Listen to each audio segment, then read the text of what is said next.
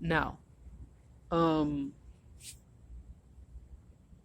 so with Saneter and his gang stalking crew, they go out on the streets and they put my personal business out there, and they've done some very dehumanizing things. It's it's been very embarrassing to share this part of my life with people because I mean nobody wants to be dehumanized, but I just want y'all to know the power of sharing your story or giving your own testimony. So let me put that trigger warning out there before I get into this video. Let me put the trigger warning out there because I'm going to be quoting some of the people who have said some horrible things. I'm going to be pretty much going into detail on how badly I was treated as a kid until now. So for those who have a negative experience from these triggers, please exit out my video and come at a later date when you're ready to receive the information. Okay, so Saneter, because he was unclean, that's where he gets the name Filthy Frank from. The reason why people call him Filthy Frank is because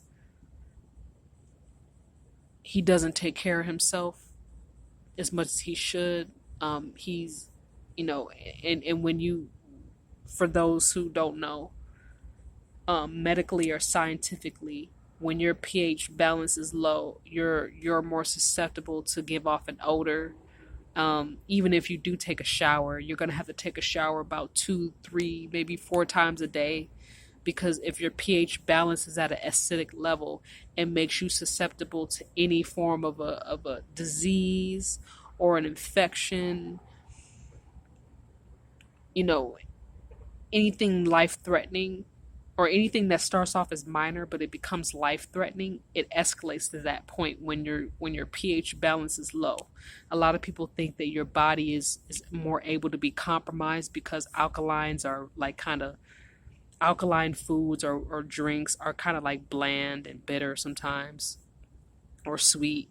And so they may think that I used to think when I was a kid that if a virus or a bacteria, or a germ were to penetrate anything alkaline, everything would be infected. But I never really took into consideration that anything alkaline would naturally fight against a germ, a bacteria, or a virus. I never knew that until I looked into the science of it.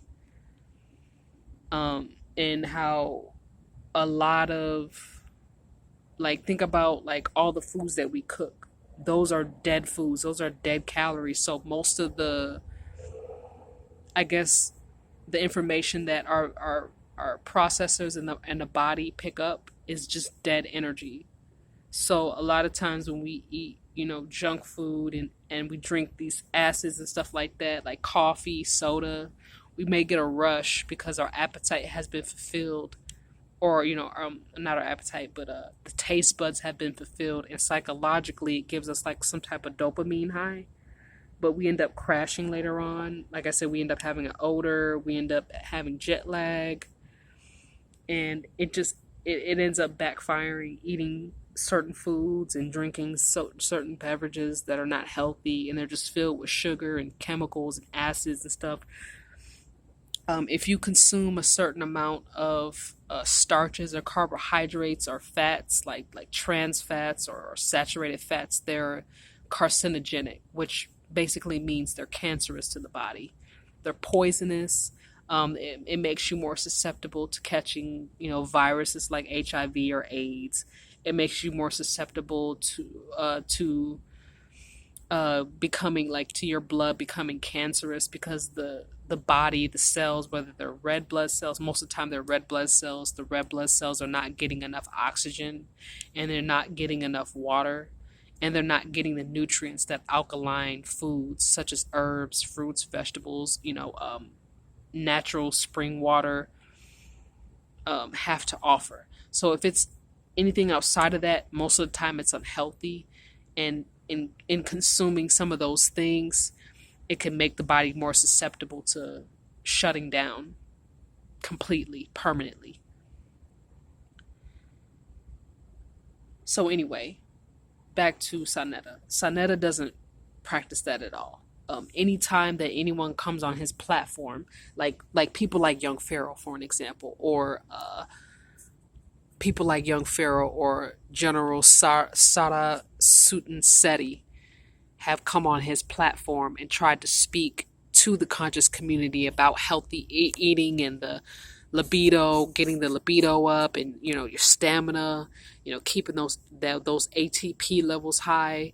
Saneter has always been quick to send his goons after these particular people to either assassinate their character or to make them seem like they are, like, to try to feminize them, to like emasculate them, to make it seem like they're like feminine men, or make them seem like they're like women. He does that a lot, or he'll call them pseudoscientists, or he'll call them photeps. Photeps are just basically like fake hotep people. Hotep people are peaceful people. They believe in wisdom being the ultimate power as opposed to wealth. So they're peaceful Africans whose virtues are wisdom, intelligence, peace, love, so on and so forth. And he will label them either photeps or pseudoscientists. And this information is not true at all, because they are actually spreading information that they intentionally don't teach us in school. But Saneter is intentionally misguiding people. But anyway, so let me get into the abuse now, because I specifically mentioned Saneter being unclean and unhealthy for a reason. So when I was growing up, I wasn't exactly the most healthy person in the world, but I tried to be as healthy as I could, being that I like to eat sweets. I like to eat junk foods. I was one of those, I'll eat the healthy stuff first, and I'll eat a small portion of junk food, like maybe 10-25%, and the rest it being fruits, vegetables, herbs, whatever, like trying to, keep a healthy balance. But anyway, so when Saneter was assaulting me and he was getting his followers to assault me as well, Saneter, along with his followers, were not eating healthy. They were drinking every day. They were consuming drugs, hardcore drugs. And because I was a young kid at the time, they were passing on. It's like when you have a sexual exchange with somebody, especially when it's unconsensual and it's victim abuse type of sexual, contact.